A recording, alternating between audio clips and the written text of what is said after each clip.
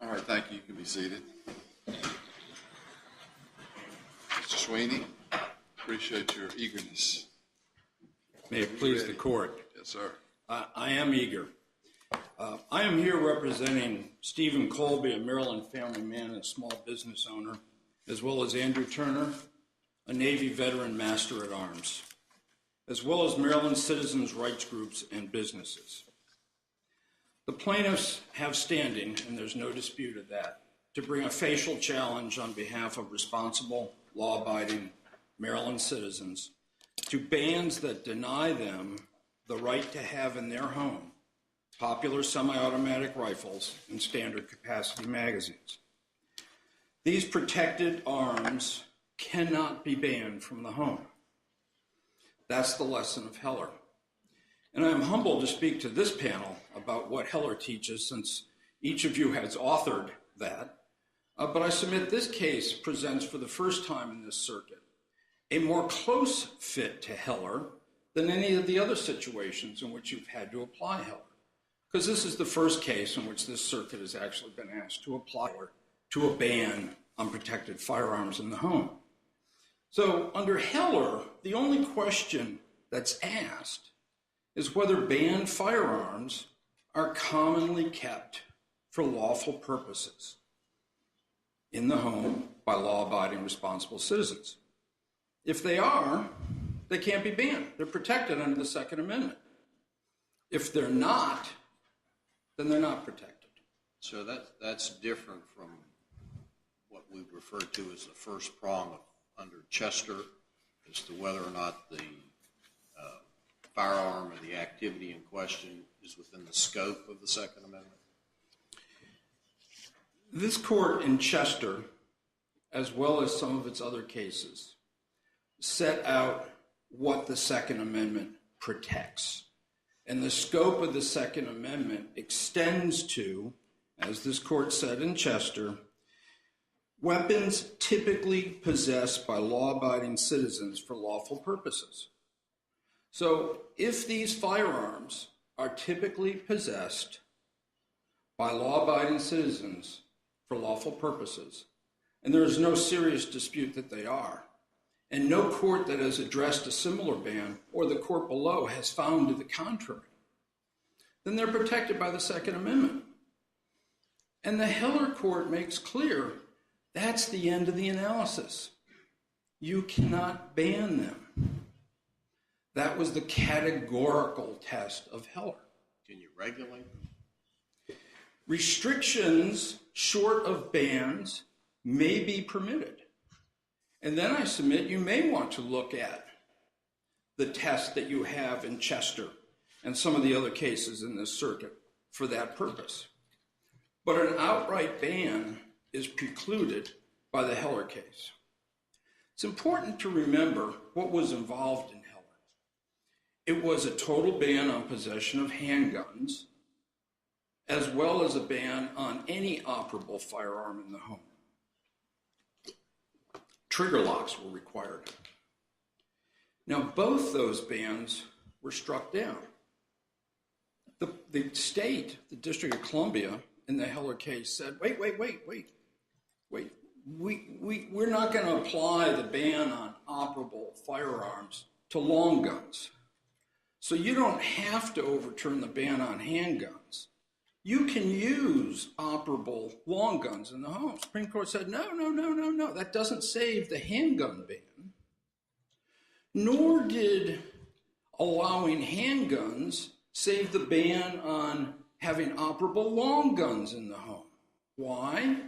Because both long guns and handguns are typically possessed in the home by law-abiding citizens.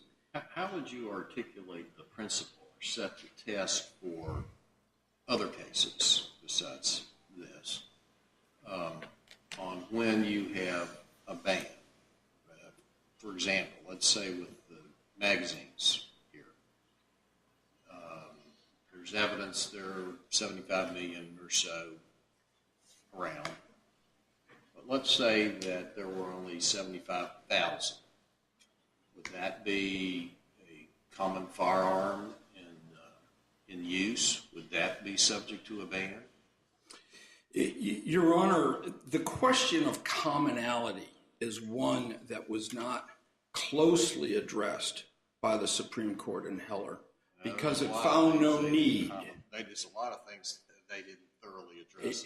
It found no need to.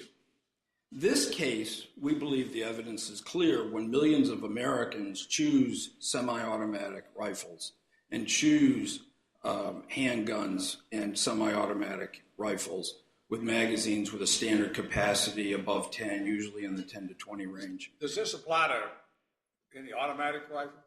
Automatic rifles? Yep. Automatic rifles are not subject to this ban because they're already prohibited. The National Firearms by the Federal Code. National Firearms Act. But the statute, Maryland statute talks about AK-47s in all forms. Correct, it does. It doesn't say in semi-automatic form. It's banned as redundant of the federal ban in that regard. Well, let me take you back. Well, I'm sorry, go ahead. No, I just... If the evidence was as to the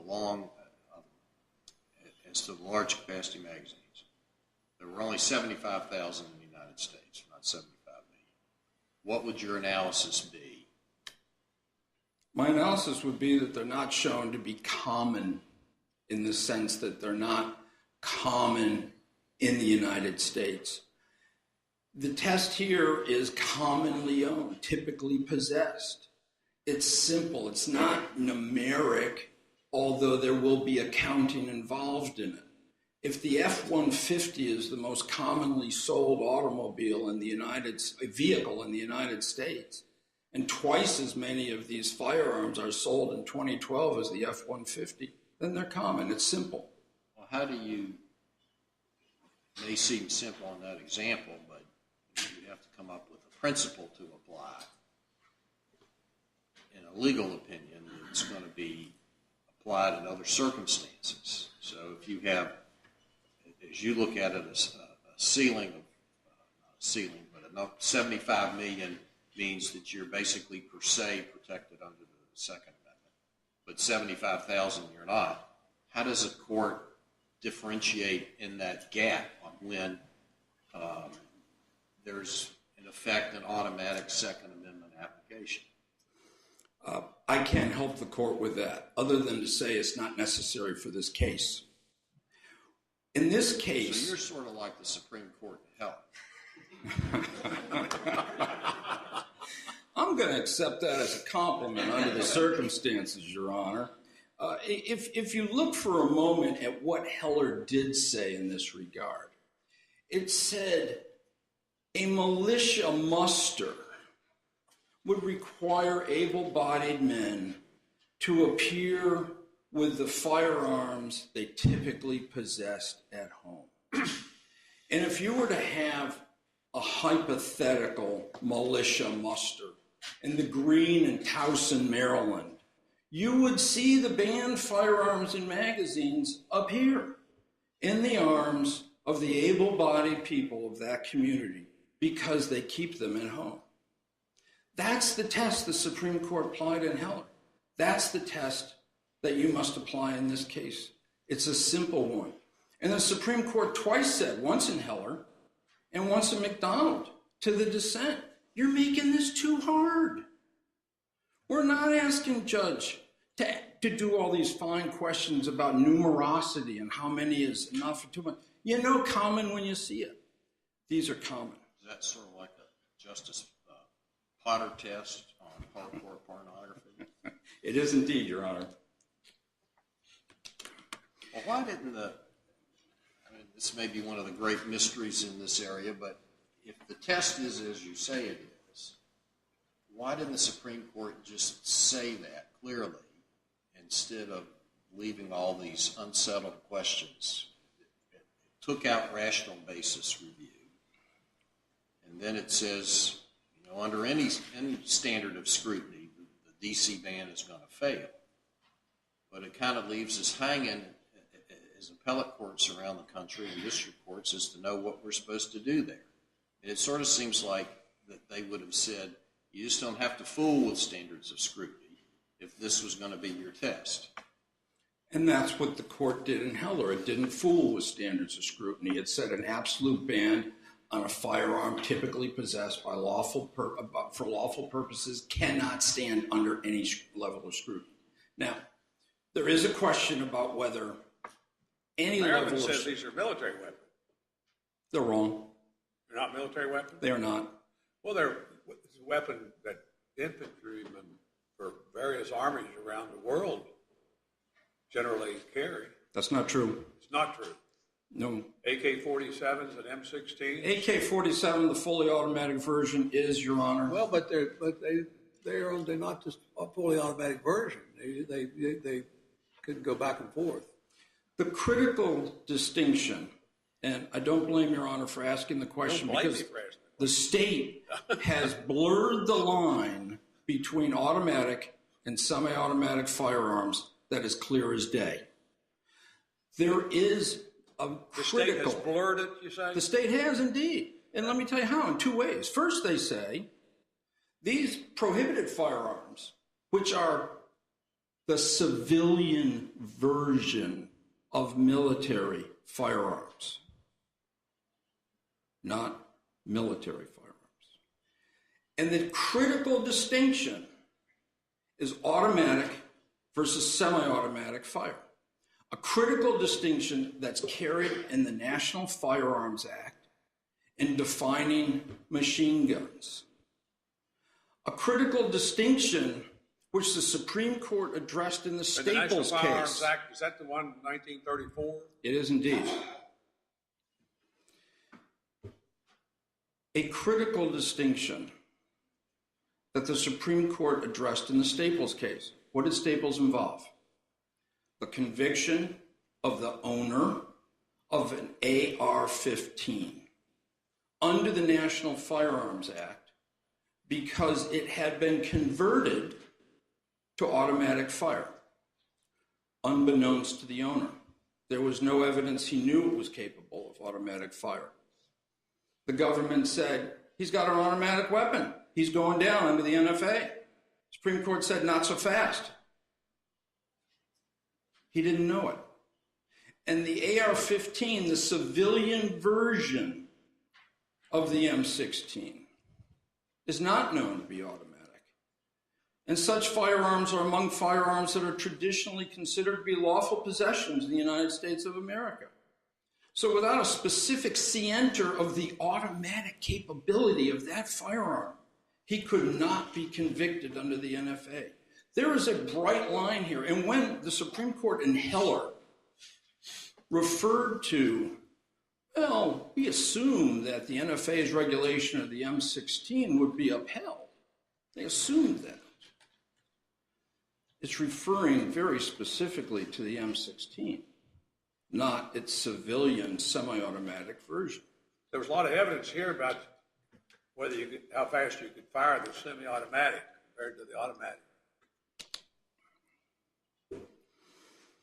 The evidence in the record relied upon by the state and relied upon by the court is the testimony by a paid lobbyist for the Brady Group before Congress. Man is not an expert in firearms. He's now a realtor in Virginia. That's what that is based on.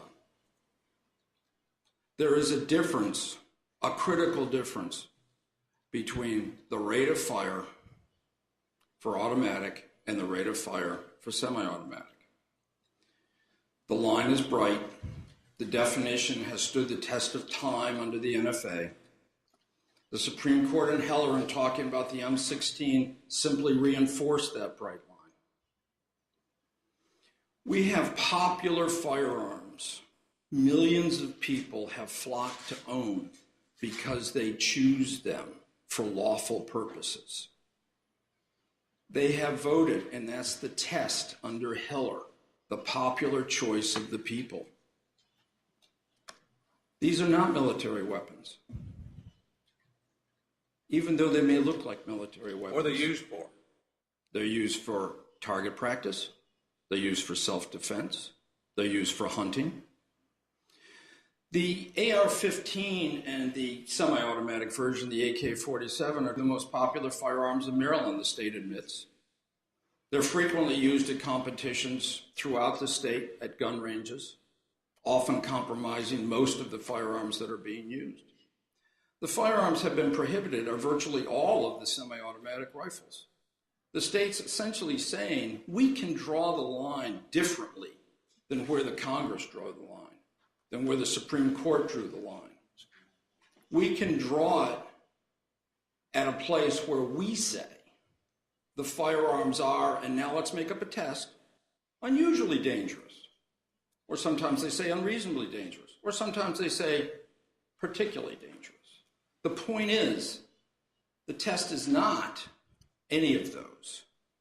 The test is typically possessed by law-abiding citizens for lawful purposes. That's the test. Are you saying that there's no level of scrutiny applicable to this? I am claim? absolutely under the Supreme Court's case in Heller. Well, If this court... I was going to say, let's just assume for the purposes of argument, having looked at all these post-Heller cases from the various circuit courts of appeal around the country,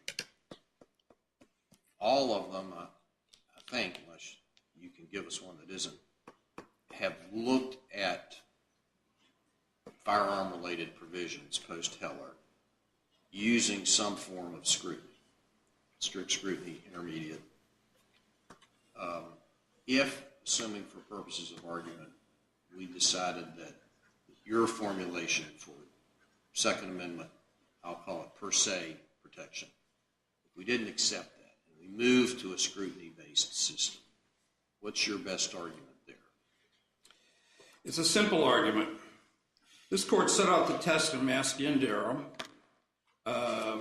that built upon Chief Judge Traxler's opinion in Chester with respect to the firearms in question. The state has not even attempted to meet this test.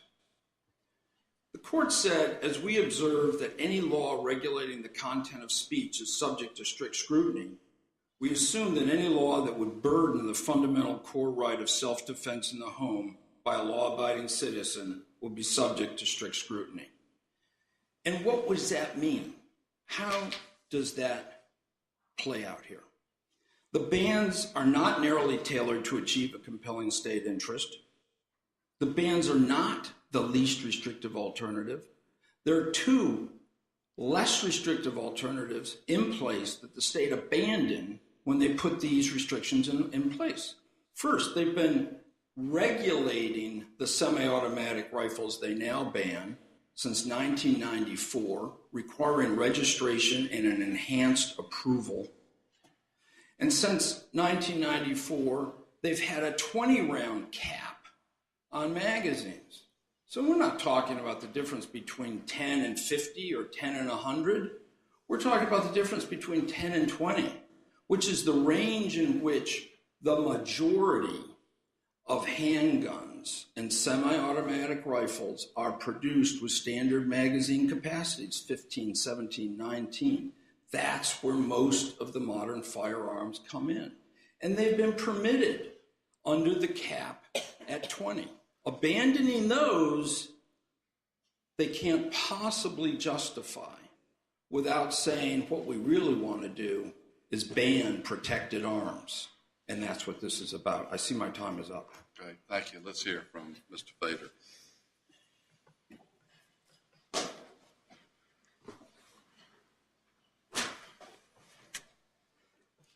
Thank you. May it please the court. Together with Attorney General Brian Frosch, we represent the defendants' appellees in this case.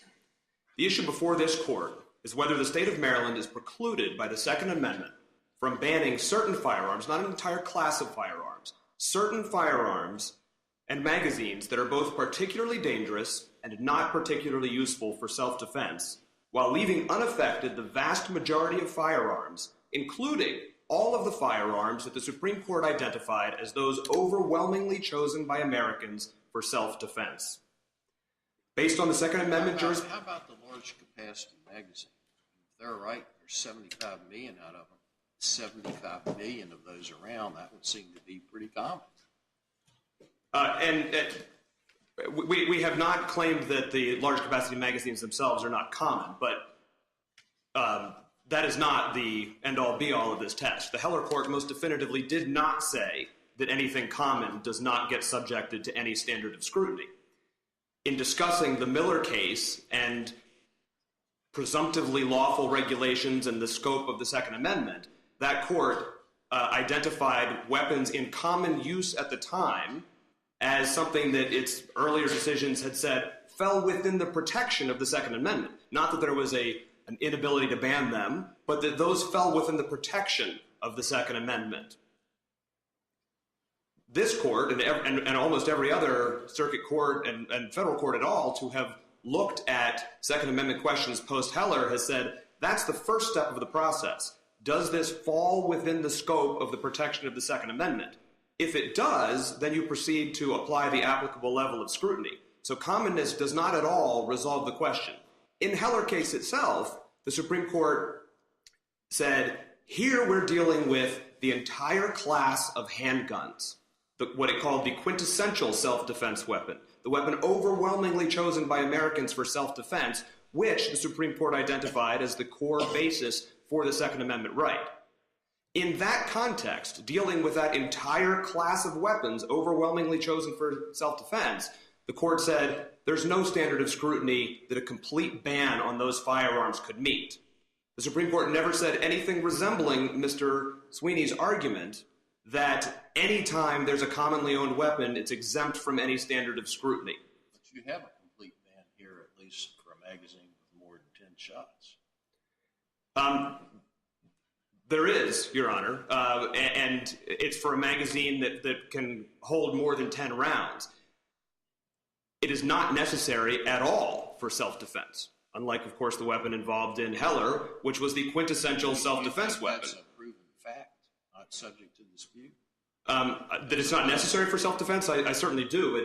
I think it's undisputed on this record where there's evidence that chief law enforcement officers in Maryland couldn't find a single incident in which more than 10 rounds were necessary to be fired in self-defense in Maryland, and the plaintiffs didn't come up with one either.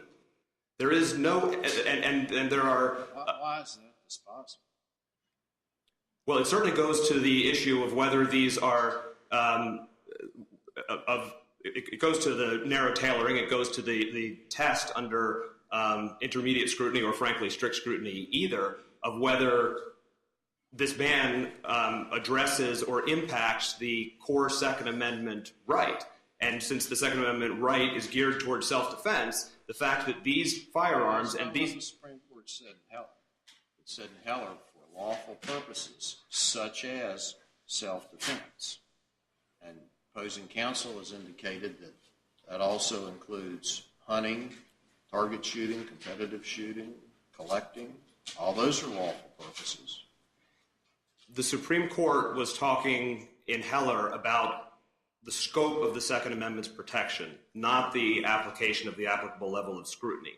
And in talking about the purposes for which the Second Amendment was ratified at the founding, it discussed three purposes. Militia, the purpose for which it was the right was codified in the Constitution, but which the Supreme Court said was not the primary purpose for the right. It defined that as self-defense, and it also mentioned the possibility of hunting, that some people may have thought the right was equally important for hunting. When discussing the weapons that might fall within the scope of the Second Amendment's protection, and particularly its decision in Miller, that there it engaged in the discussion of Miller's comment that the Second Amendment would not extend to weapons that were not commonly owned at the time. Miller based that distinction on its conception that the Second Amendment was grounded in a militia-based purpose. That was Miller's distinction. What would you bring out to a militia muster? Well, it would only be weapons in common use at the time, so weapons that aren't in common use wouldn't be protected at all. The Heller Court did not find that same rationale to support that right. Heller found that rationale for Miller to be a limitation on the right not based on the militia-based distinction, but based on the historical prohibition of carry of dangerous and unreasonable weapons, which dates back to the 1394 Statute of Northampton in England. So it said, we think that that distinction about common use is fairly supported, not by just because they're in common use, not by popularity, but based on the historical ability to prohibit dangerous and unusual weapons. If you defined unusual at the time of the founding, adoption of the Second Amendment, if you looked at Mr. Johnson's dictionary defining the term unusual, it would be defined as common or uncommon. And Blackstone's original phrase for that term was dangerous or unusual. This is dangerous and unusual. I don't think that either one goes to just simply deciding what numbers we should count. We can count to. And in fact, with respect to the assault weapons, we don't think that they're commonly owned. The statistics that were provided, even under the plaintiff's count, as far as how many of them were there, would indicate that fewer than 1% of Americans actually own one of the assault weapons. How about the magazines? The magazines, more would be owned, but that only gets you to the point of then looking at it under the applicable level of scrutiny, which certainly for this case would be no greater than intermediate scrutiny. This court has not issued any investigation into the severity of the burden in determining what level of scrutiny to apply. In fact, in Chester, in Masciandaro, in Carter, in Woolard, in every case where this court has looked at what level of scrutiny would apply, this court has said that it depends on the nature of the burden as well as the severity of the burden. In this case, the evidence is clear that if there is a burden at all on the Second Amendment right from either of these bans, it is minimal at best. Well, let me ask you this. Would you agree that a law-abiding citizen has a constitutional right to possess a semi-automatic pistol in their home for self-protection? I don't think the Supreme Court has gotten to the point of whether it's semi-automatic versus not, but certainly there's a right to possess an operative handgun in the home for self-protection, yes. So you would make a distinction between a right to have a semi-automatic pistol versus... I'm not sure I would, Your Honor. I've never considered that question of whether there's a distinction between semi-automatic and automatic, but the Supreme Court has certainly said you can't ban handguns in the home. You're questioning, then, the constitutionality of a citizen's right to possess a semi-automatic pistol in their home for self-defense? I'm not raising that as a constitutional question, Your Honor. I don't think that's raised in this case. You're not answering. You're answering another question. My question is, in your opinion, does a law-abiding citizen have a constitutional right to possess in their home a semi-automatic pistol for their self-protection? I'm afraid, Your Honor, I haven't seen any case law that has resolved that issue. Clearly, there's a right to possess a handgun. Whether that's a right to possess a semi-automatic handgun, I haven't given consideration to that, and I don't think any court's opinion has answered that. So, I'm curious, what kind of handgun do you think the Constitution allows a person to have in their home? Well, there are certainly other handguns that are not semi-automatic, but like what? I know a revolver, but it still shoots a bullet every time you pull the trigger. What else? It does. I don't think that is.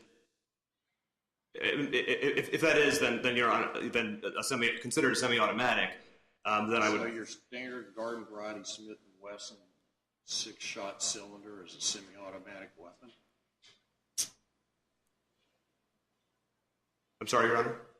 Your standard Smith & Wesson 6-shot revolver, is that not a semi-automatic pistol?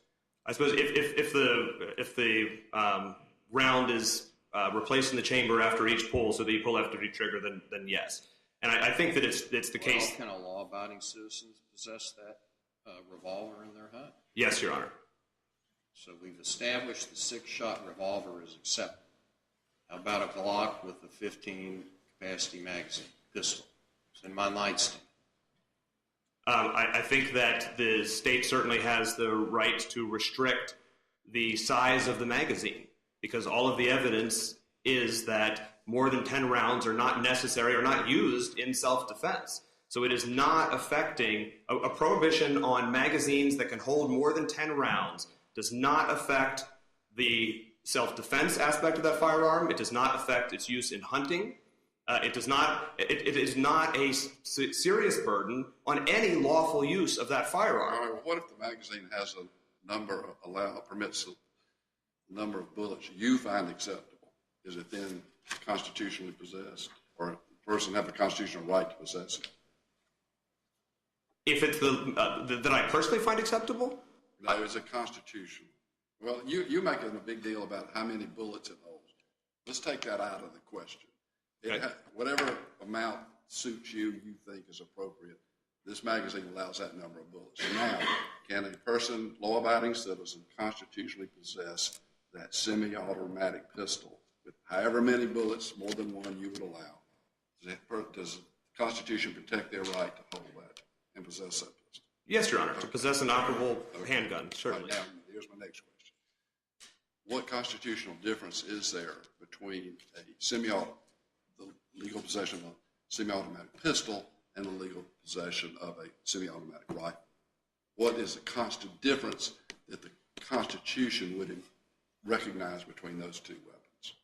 And let me make sure the distinction is clear for this case, because Maryland did not ban all semi-automatic rifles. Maryland banned particular semi-automatic rifles that are effectively the same, the only difference being automatic versus semi-automatic fire, as the firearms that are most used in militaries, by militaries around the world. So this is not a complete prohibition on semi-automatic rifles. That would be a different case. But you also banned something that's called assault pistols. And that's not being challenged by the plaintiffs in this case. That's not challenged here, but the statute that we're talking about includes that term. Yes, it does. Assault pistol. And that's not being challenged here, right? I agree with that. So yes, Your Honor. That ban I goes. want to interject that. Go ahead. That ban goes back to 1994, and it has not been challenged in this case. It was not part of the Firearm Safety Act of 2013. Well, it's been in the statute. It wasn't in the new statute. Wasn't added in the new statute. Correct. All right.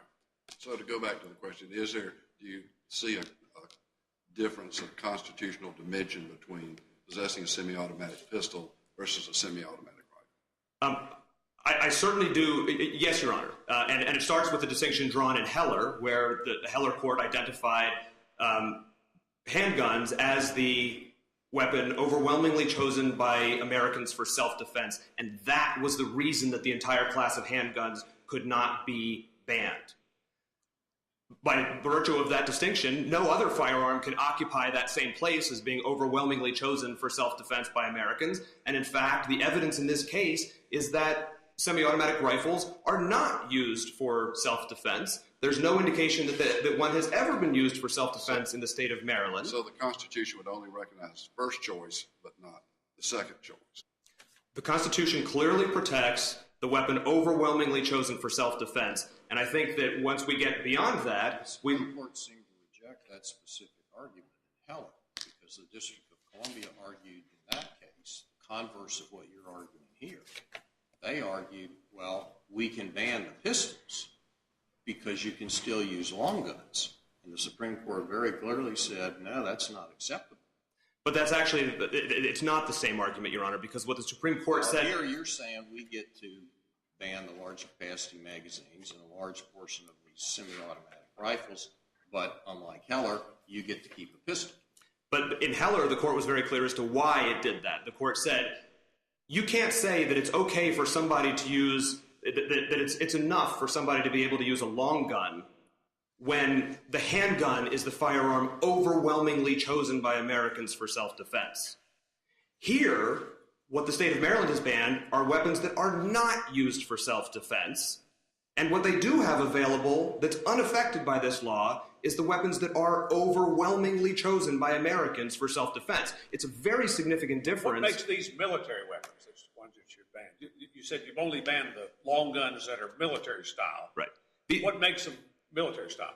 These are the evidence in this case reflects that, and just taking the AR-15 as an example, which is the weapon concentrated on. AR-15 is the civilian version of the M16. Yes, and the AR-15, it was actually called the AR-15 when it was in development. It was developed as a selective fire rifle for the military to meet military specifications with features that the military wanted. The military then adopted that firearm, renamed it the M16, and in order to have a market for the weapon in the civilian population, they made one change, which was to remove the capability for automatic fire from the weapon. In every other respect, it is identical to the M16, which is the weapon used by the military, and the evidence certainly shows, and it's not just a paid lobbyist, it's the D.C. Circuit, it's one of their own witnesses who testified that an untrained individual could shoot 6 rounds in a second from an AR-15. You could empty a 30-round clip in 5 seconds with one of them, which is why the United States Congress and the D.C. Circuit and other courts who have looked at this have found the AR-15 essentially indistinguishable from the M16 when it comes to its dangerousness, when it comes to the lethality of the firearm. And in fact, the United States Army has found that even M16s are most effectively used for offensive military-style assaults in semi-automatic mode. And it has cautioned its troops to rarely use them in automatic mode because they're more effective even for military purposes. Well, they think they're more accurate, don't they? They're absolutely. That they're more accurate, they're able to control the fire, so that the use of them that is the most dangerous, the most useful for military-style assaults, is effectively a weapon in an identical condition to the AR-15, and the same thing applies to the AK-47. So Since the handgun is the weapon that's not only most common for self-defense purposes, but it's also the most common for criminal purposes, including those that are automatic discharge handguns. So if that were the case, wouldn't it be more logical to attempt to ban the automatic pistol as opposed to the semi-automatic rifle? I think you mean the semi-automatic, but automatic pistols would certainly be... Semi-automatic pistol as opposed to semi-automatic rifle. Well, certainly, Your Honor, there is a ban on assault pistols in the Maryland law, which is not being challenged here. So the law leaves open the use of the vast majority of handguns, which are still out there. And, of course, the Supreme Court has said in Heller that you can't ban handguns. But these particularly dangerous firearms, created for military purposes with military features as... Why are these more dangerous than the semi-automatic pistol? I mean, there are plenty of these. You take the incident of Virginia Tech. That individual used a semi-automatic pistol.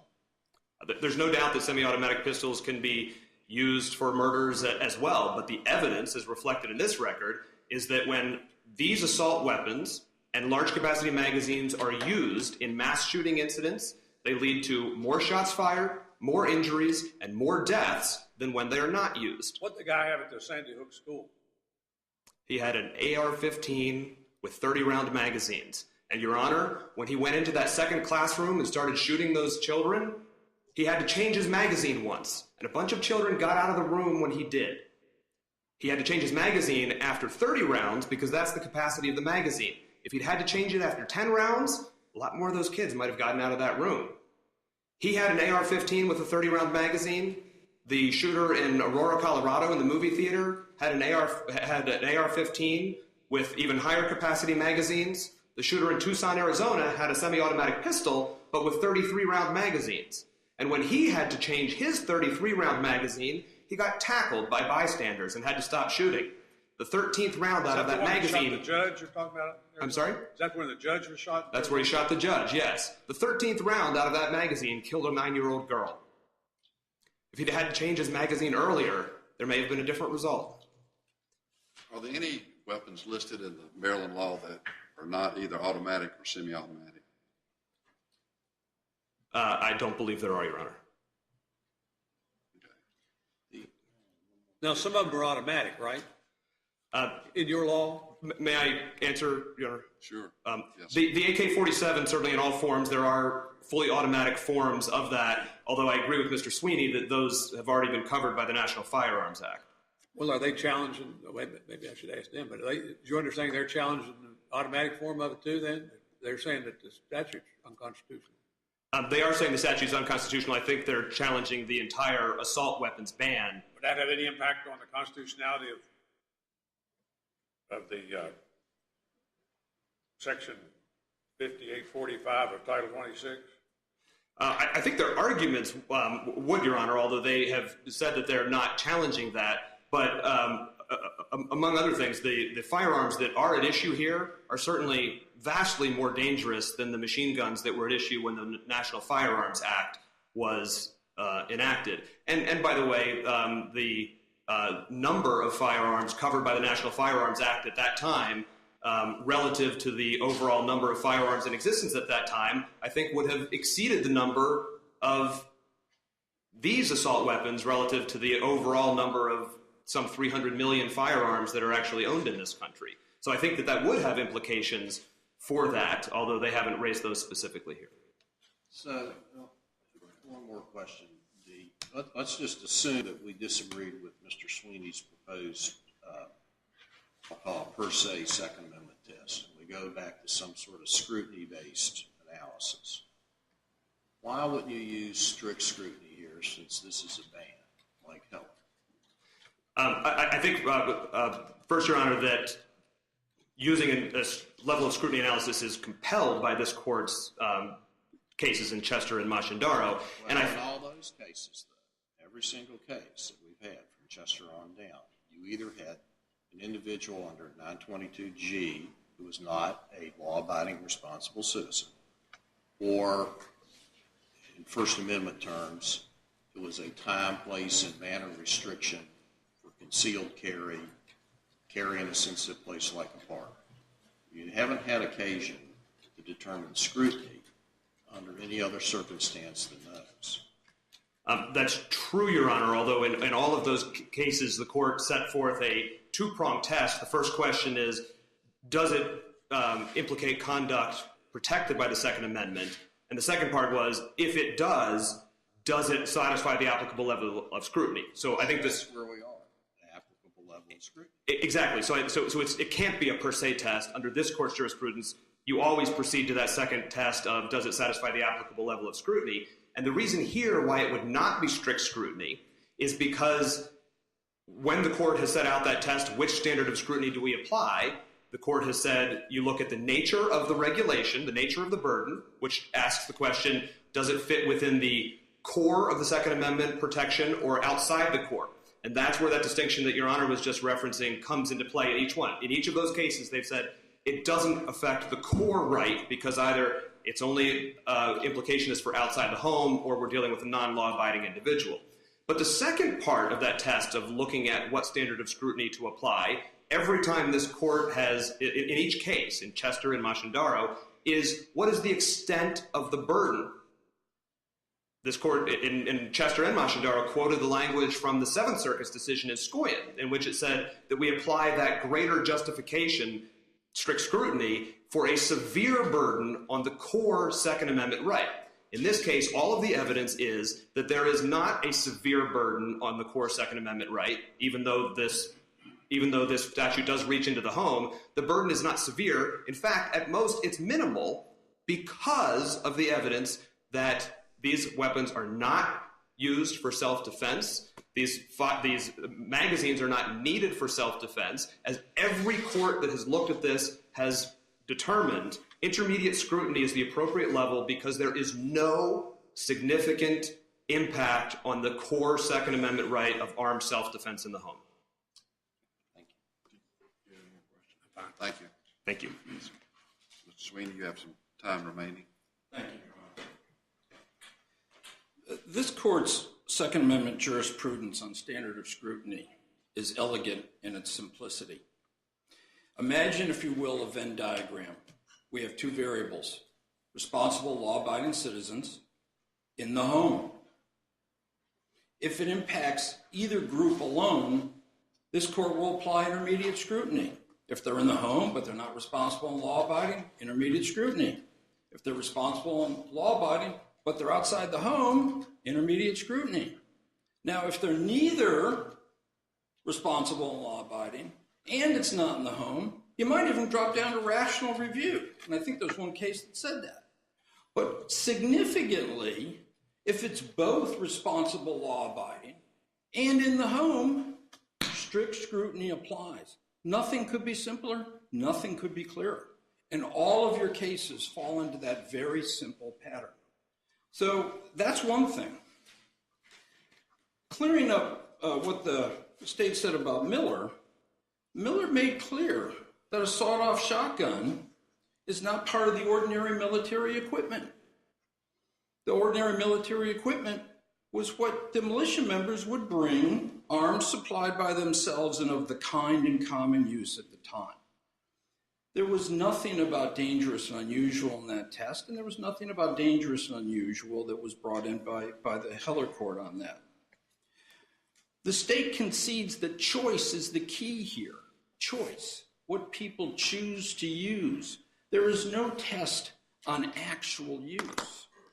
I don't have to shoot my gun out my window every day in order to prove I'm using it.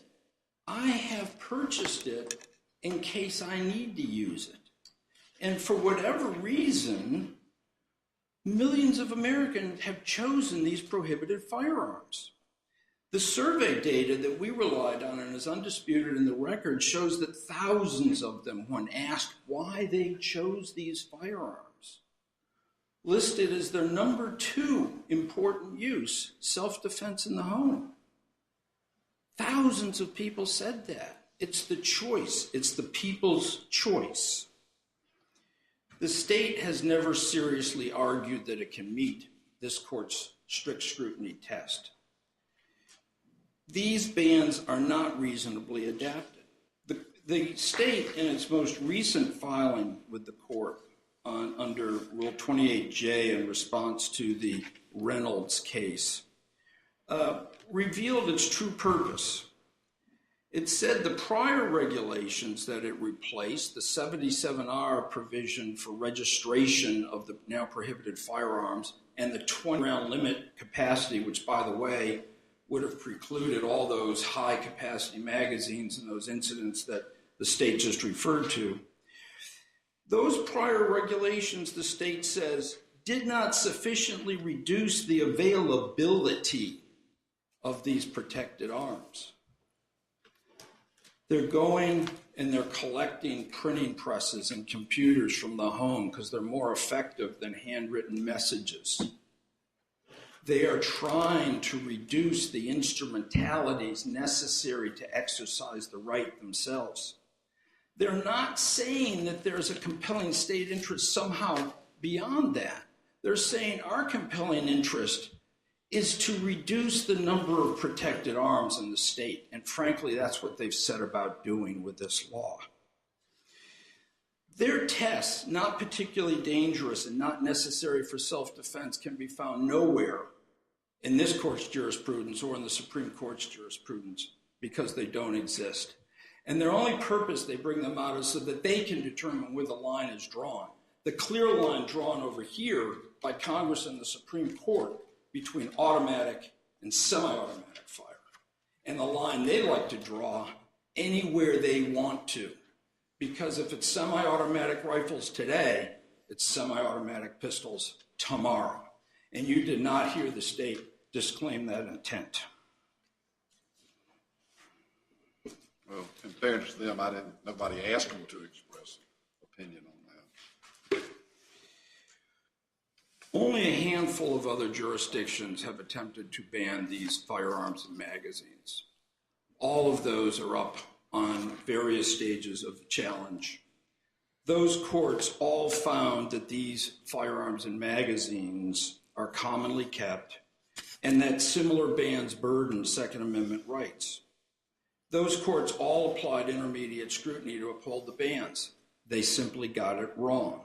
This case is different from that because this court requires, at a minimum, that it apply strict scrutiny because this ban restricts the fundamental core right in the home for responsible law-abiding citizens.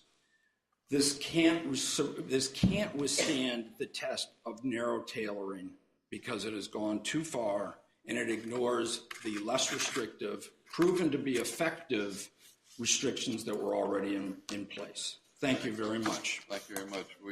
I appreciate outstanding arguments on this important subject. All right, we will